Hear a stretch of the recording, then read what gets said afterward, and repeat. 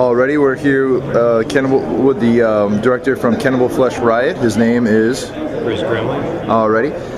Hey, Gris, can you give us a brief premise about, or a brief synopsis of the short film that you made? Yeah, it's first of all, it's not a very formulaic horror movie. It's not even a horror movie. It's a black comedy, and I have a hard time describing it. But two ghouls in a graveyard, there to dig up a corpse to eat, and the conversations that they have.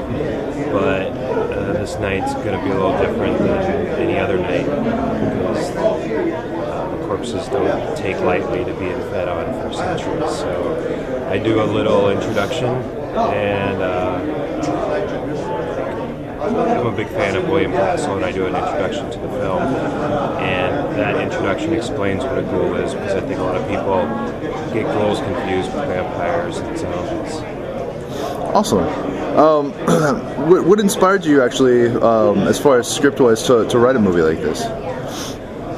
Well, like I said, I love the old B camp films of the 50s and 60s, and I think like Ed Wood and Richard Elfman doing Forbidden Zone. I think those were some movies. I mean, people hate Ed Wood, but I find him very inspirational because I don't think he ever was given a lot to work with, and his drive to make movies, his movies are entertaining. Well, yeah, I think that's the whole point of it. It's for them to be entertaining. But I enjoyed the hell out of Plan 9 from Outer Space and some of the flicks that he had done. Yeah, I was going to say, actually, you looked very stylized as far as some of the other drawings and things like that. What other ventures are you into besides just filmmaking? Well, I started doing books. I mean, that's what I really am as a cartoonist, and then I kind of became an author and started writing a few books, mostly for young adults and teens. And all my books have a very dark, whimsical side to it. It's dealing with something either A, that's humorous and giving it a really fucked up look, or doing something that's kind of fucked up and giving it kind of a light, whimsical look. So it definitely has just as far as tone and style, it has its own style there, let alone the style that I bring to it as far as, you know, the line work that I do and the way I use watercolors. So when I did the film, I just wanted to carry that over. I think the film has a really interesting story. It started out as a 12-page comic that I did. I was really influenced by the EC horror comics, and a friend of mine, Peter Sandor, he was in the Necromantics. Now he plays with Madsen. He's a big psychobilly guitarist, extremely talented. He wanted to do a project with me, and this project was for me to do this 12-page comic, horror comic, and he was going to compose music to it. And we were going to release it on a 7-inch vinyl, and also on CD. And what I ended up doing was going to him, and I'd already started the comic, and I said, hey, I think I want to make a movie. What do you think about if I translated this into a movie? Would you be interested in doing a score for it?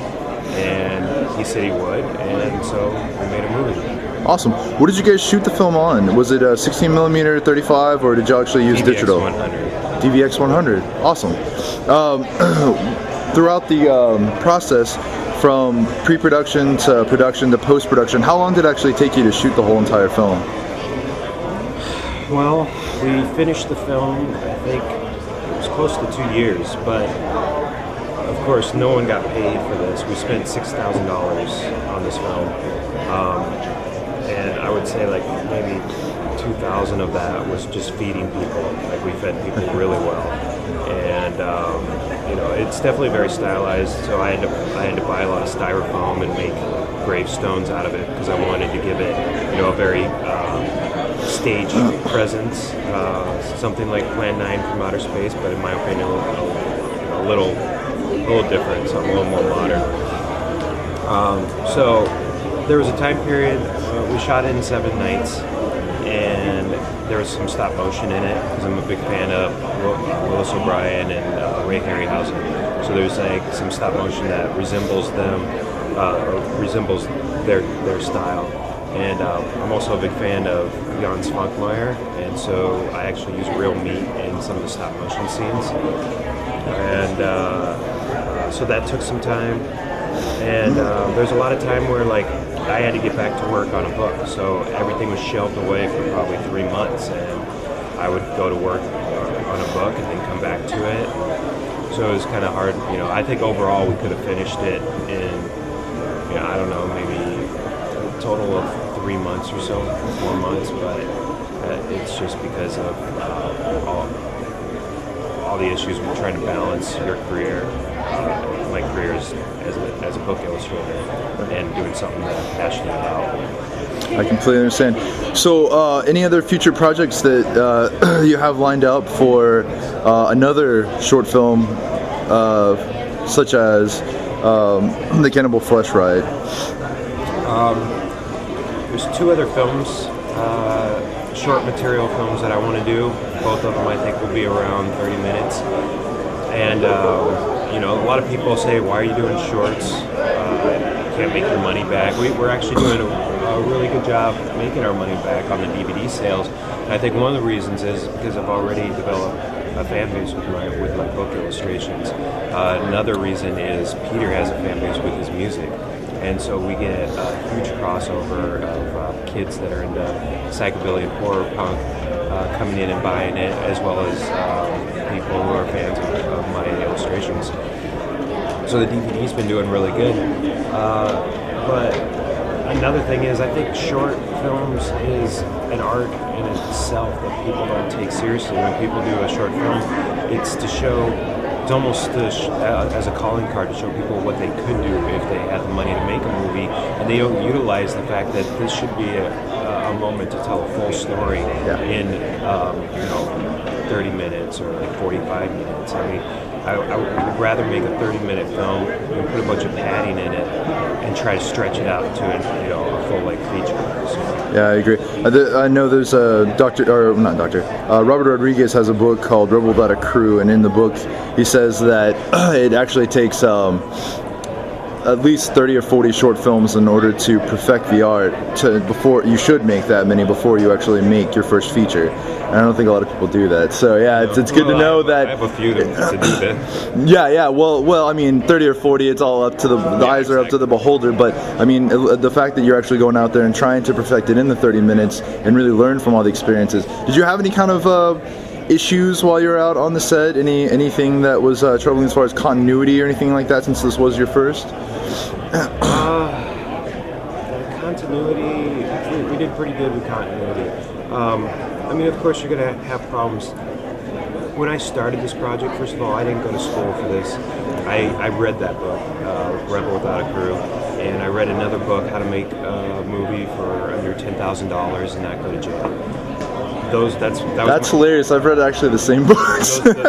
Those 2 books were my training, and I've never even been on set, so it was kind of. I feel like I was almost in a way. I feel like I was one of those first filmmakers that the concept of making film just came out, and they have to go explore it and figure out how to do it themselves, because I didn't have someone else really training me how to do it. So I learned a lot that way. But I think a big thing. Where was I?